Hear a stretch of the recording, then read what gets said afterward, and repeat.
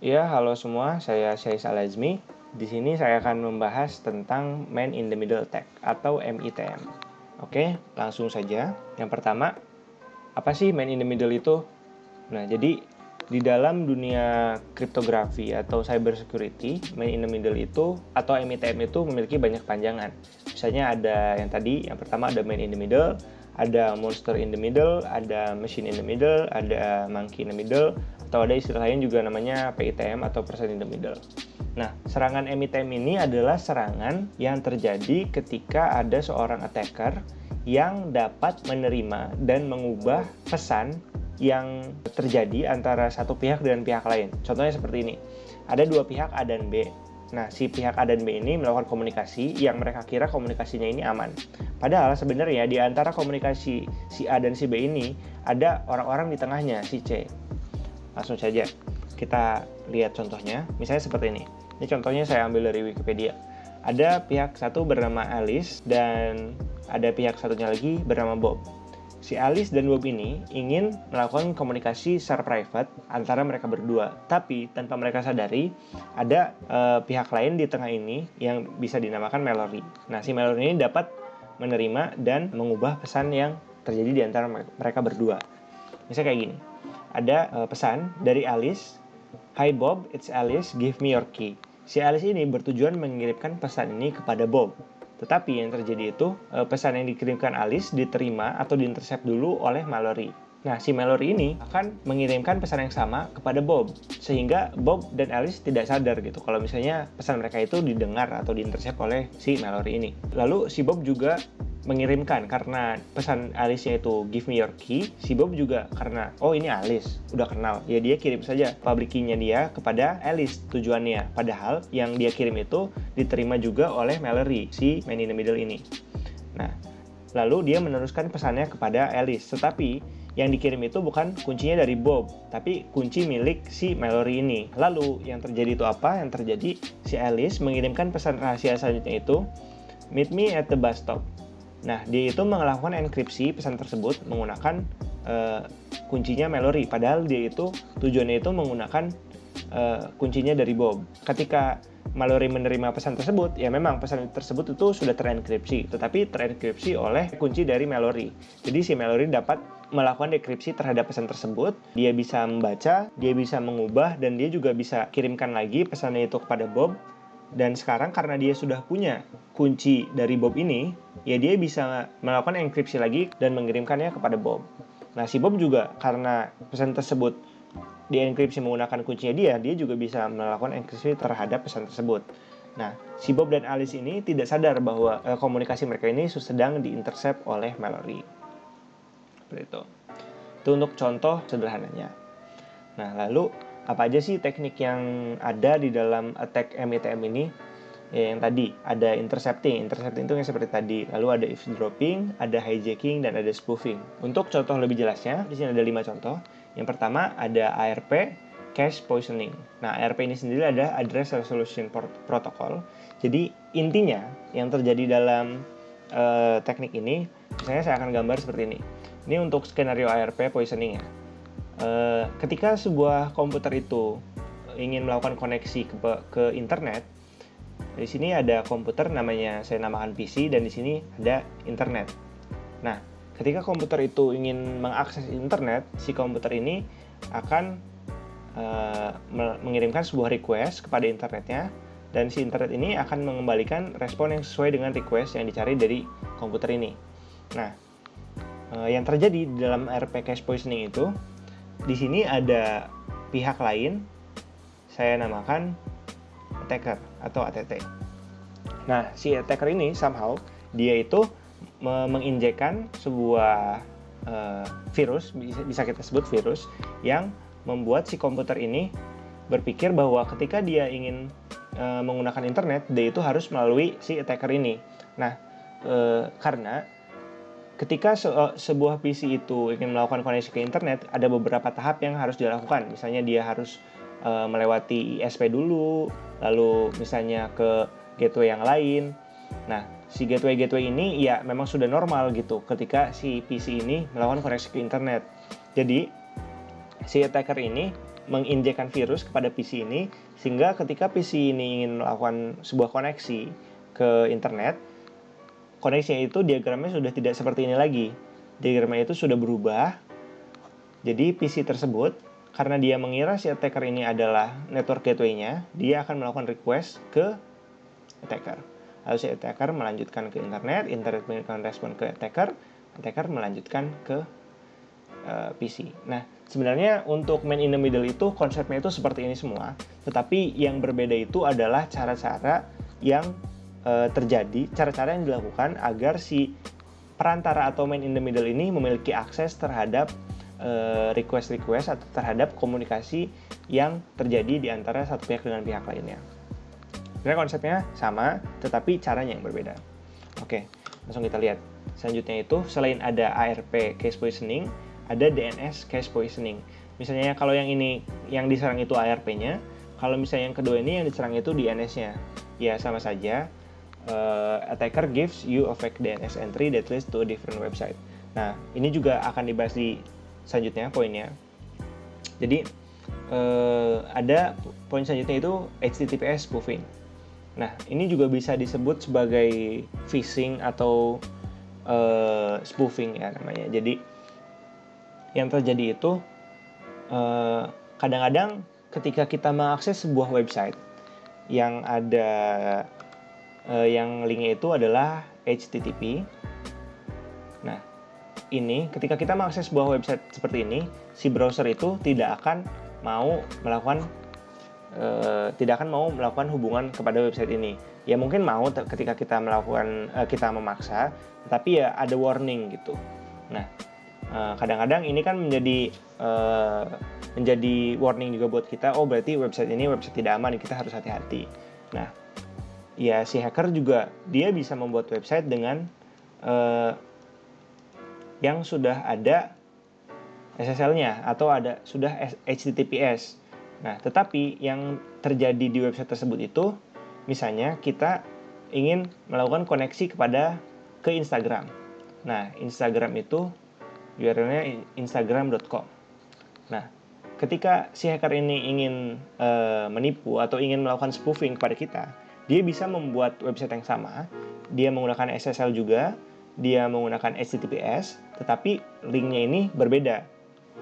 Nah, linknya ini misalnya menjadi .co misalnya atau instagram.com juga, tapi A-nya itu berubah. Misalnya A-nya ada tanda baca lain yang tidak terlalu terlihat kalau misalnya kita tidak teliti melihat URL-nya.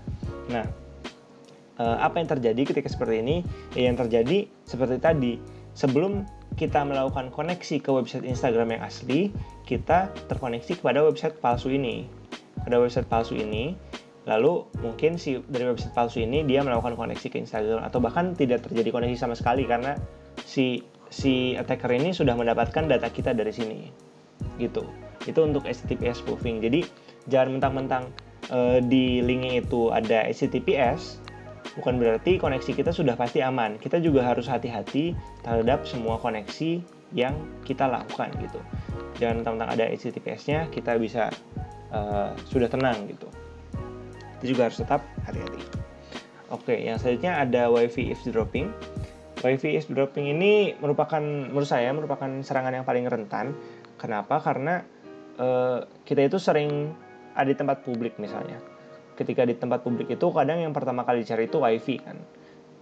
Nah, ketika di tempat publik tersebut ada Wi-Fi gratis, tentu itu akan menarik orang-orang kan. Kayak, oh ini ada Wi-Fi gratis, langsung aja masuk gitu tanpa kita berpikir panjang. Kita melakukan koneksi, misalnya login. Saya akan bawa contoh Instagram lagi gitu. Atau yang lebih parah misalnya ke dalam akun Tokopedia misalnya.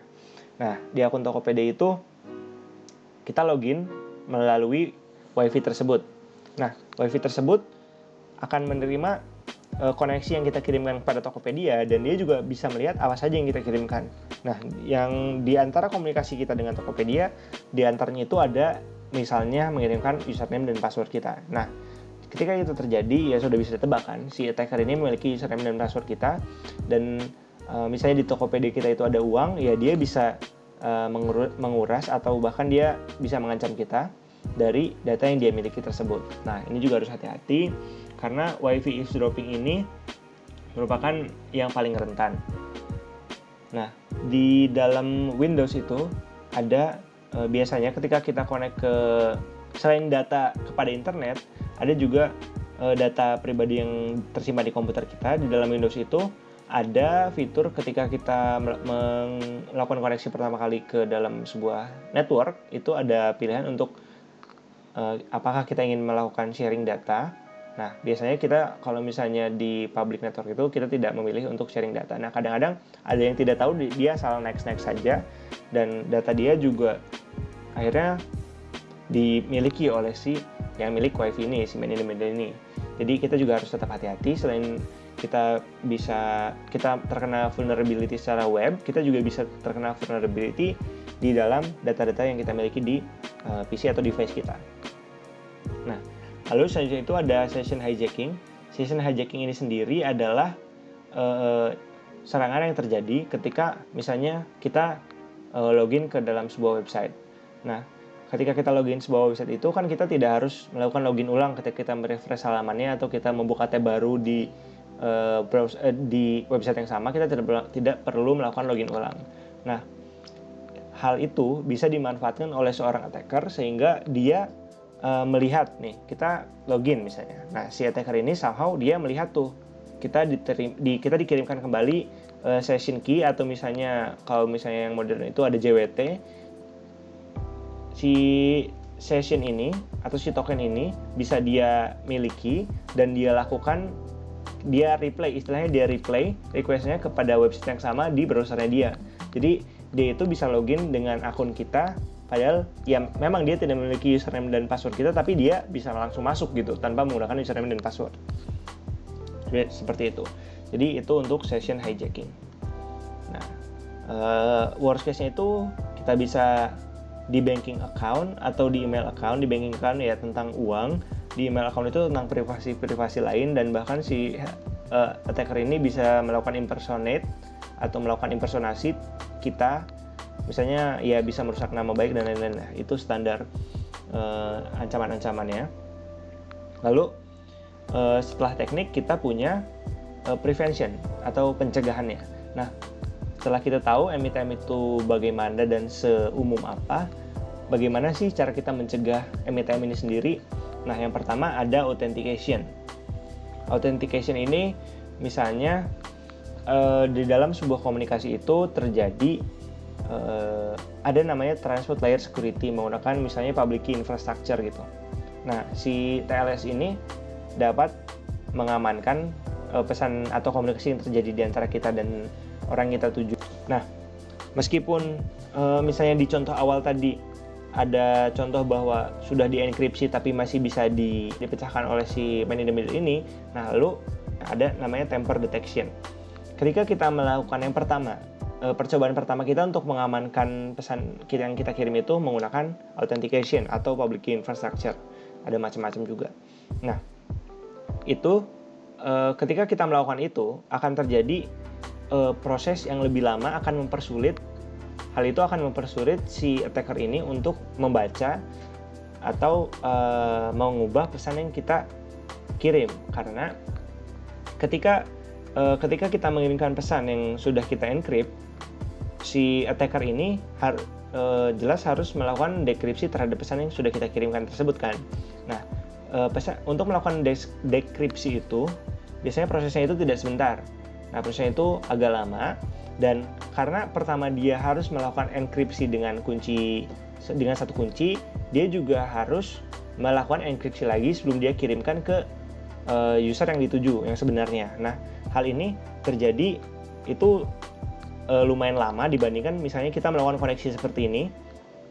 Dengan kita melakukan sini, kita lakukan enkripsi, kita lakukan dekripsi, lalu dia kirim ke sini lagi, dia lakukan enkripsi juga. Nah, ini prosesnya jelas agak lama. Nah, di dalam lenggang waktu yang terjadi di antara ini dan ini, itu bisa kita lihat. Nah, tekniknya itu namanya tamper detection. Jadi kita bisa memeriksa latency yang terjadi dalam sebuah situasi tertentu. Nah, misalnya bisa kita lihat di contoh yang awal itu, misalnya halaman yang ini. Nah, Ini pertama, si Mallory ini harus mengenkripsikan pesan yang dikirim oleh Alice menggunakan kuncinya dia. Lalu ketika dia ingin membaca pesannya, dia harus melakukan dekripsi kan. Nah, lalu setelah dia misalnya sudah membaca pesannya dan misalnya dia ingin mengubah, dia juga harus mengenkripsikan pesan tersebut yang dia terima dengan kuncinya Bob. Nah, ini jelas membutuhkan waktu yang lebih daripada waktu yang dibutuhkan untuk menikam pesan dari Alice ke Bob. Seperti itu. Nah, itu juga bisa kita detect. Selanjutnya, ada best practice yang bisa kita lakukan untuk menghindari man-in-the-middle attack. Nah, yang pertama adalah only connect to a secure Wi-Fi. Nah, ini sudah dibahas tadi. Jadi, jangan tergiur dengan Wi-Fi gratis. Bisa jadi Wi-Fi tersebut sudah ada yang mendengar, sudah ada yang mengintip istilahnya. Jadi ya kita juga jangan tergiur ya istilahnya. Kalau cari Wi-Fi ya jangan yang gratisan deh, yang harus kita bayar, misalnya kita harus beli dulu baru dapat Wi-Fi-nya dan lain-lain. Itu juga bukan berarti sudah terjamin Wi-Fi tersebut aman. Kita juga harus tetap hati-hati. Tapi itu setidaknya lebih baik daripada asal connect ke Wi-Fi umum yang gratis. Lalu ada namanya enkripsi dari VPN. Kita menambahkan enkripsi VPN kepada koneksi yang terjadi di antara device kita atau device kita dengan internet. Nah, ini meskipun Wi-Fi kita sudah di spoofing misalnya. Nah, pesan yang terjadi itu sudah terenkripsi. Jadi si attacker ini tidak memiliki data kita secara gamblang, secara mudah didapatkan. Tapi setidaknya ada step yang harus ada step pertahanan lain, ada layer pertahanan lain yang kita miliki gitu. Itu untuk VPN. Nah, lalu selanjutnya ada end-to-end encryption. Nah, biasanya ini tuh terjadi di aplikasinya atau di software yang kita gunakan. Misalnya ada Zoom, ada Microsoft Teams, atau misalnya Line atau WhatsApp. Jika di WhatsApp itu kalau kita melakukan mengirimkan pesan atau melakukan call, itu ada tulisan biasa di atasnya itu adalah end-to-end encryption. Nah, encryption. Nah, ini seperti ini. Artinya pesan yang kita kirimkan itu sudah aman karena dienkripsi ketika kita kirimkan dan diterima juga dan dikirimkan kembali, responnya itu sudah dienkripsi juga. Jadi itu lebih aman dan tidak semudah itu untuk dilakukan spoofing atau eavesdropping. Selanjutnya itu ada only connect to HTTPS connection. Nah, ini meskipun tadi itu ini bukan cara pencegahan atau cara menghindari man in the middle attack. Ini hanya sebuah best practice.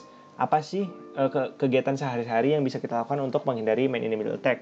Ya, salah satunya dengan HTTPS ini. Meskipun HTTPS ini sendiri bukan sebagai garansi atau bukan sebagai jaminan kita menggunakan koneksi yang aman, tetapi ya ini setidaknya lebih baik daripada HTTP biasa. Lalu ada multi-factor authentication. Nah, multi-factor authentication ini sendiri terjadi misalnya kayak gini. Misalnya kita login di sebuah tempat, di suatu aplikasi misalnya.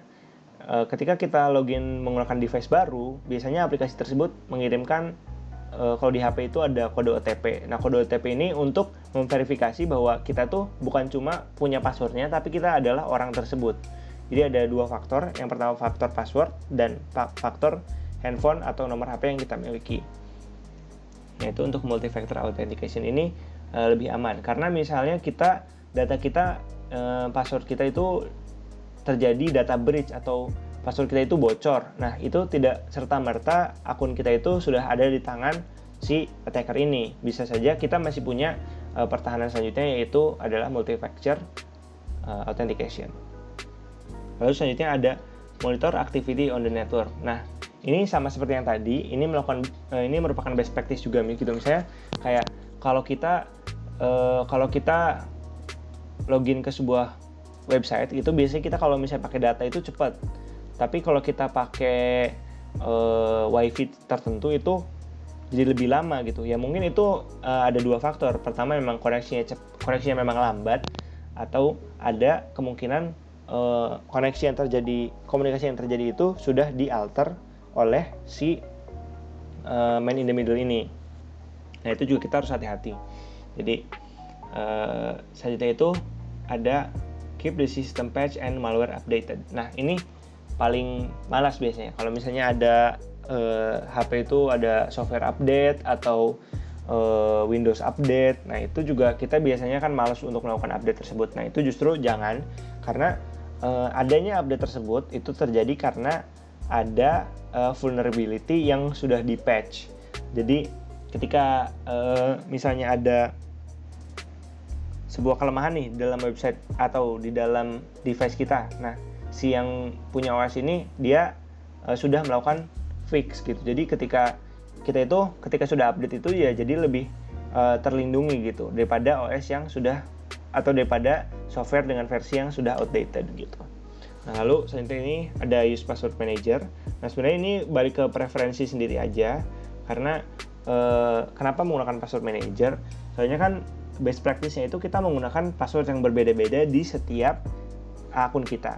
Itu untuk apa? Itu untuk jaga-jaga ketika misalnya ada salah satu aplikasi atau jasa yang kita gunakan itu terjadi data breach. Nah, ketika itu sudah terjadi data breach, si attacker ini tidak memiliki semua password dari akun-akun kita.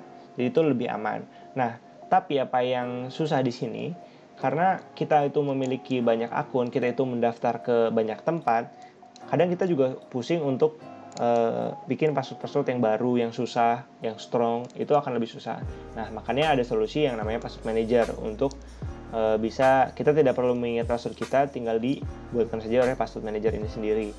Nah, sebenarnya selain password manager ini, tapi kan bisa saja gitu password manager itu sendiri yang terjadi data breach-nya itu lebih bahaya lagi. Nah, makanya itu kembali ke diri sendiri aja, apa resiko yang lebih diinginkan gitu, yang ingin dihindarkan. Lalu selanjutnya itu selain menggunakan password manager, kita juga bisa menggunakan login pihak ketiga atau menggunakan SSO atau yang mirip. Itu sebenarnya itu juga bisa, karena kenapa? Misalnya kita login di sebuah aplikasi. Misalnya di dalam aplikasi tersebut ada login with Google atau login with GitHub atau login with Discord misalnya. Nah, itu akan lebih baik juga, karena ketika kita melakukan itu, ketika kita melakukan all out seperti itu, si website yang kita daftar itu dia tidak menyimpan password kita, dia hanya menyimpan token yang dikirimkan dari pihak ketiga yang kita lakukan verifikasi tadi atau autentikasi tadi. Misalnya kita login with Google, ya kita tuh sebenarnya loginnya ke Google dengan password yang sedikit gitu, kita nggak harus bikin password baru. Nah, Google itu, oh iya bener nih, ini user saya, kamu bisa masukin. Nah, jadi si website yang kita daftar awal tadi itu dia tidak memiliki password kita, dan kita tidak perlu membuat password kita. Dia hanya menerima verifikasi dari Google atau dari pihak ketiga lain. Nah, lalu yang terakhir ada follow zero trust principle. Nah, ini yang paling penting gitu.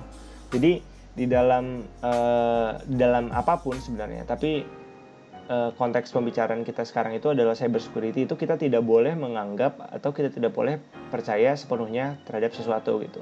Kita harus selalu waspada, kita harus selalu hati-hati jika kita melakukan apapun, karena tidak ada sebuah sistem yang sangat aman sepenuhnya 100%. Setiap sistem itu ada flow-nya, mungkin belum ketahuan gitu. Jadi kita juga ketika ada suatu hal buruk yang terjadi, kita sudah melakukan siap-siap gitu. Kita tidak kehilangan semua yang kita miliki itu ketika sebuah website yang kita daftarkan itu terjadi data breach seperti itu. Itu untuk best practice-nya. Oke, cukup sekian presentasi saya mengenai man in the middle attack. Dimulai dari definisi, contoh sederhana, tekniknya, ada prevention, dan ada best practice. Sekian, mohon maaf apabila ada kekurangan. Terima kasih.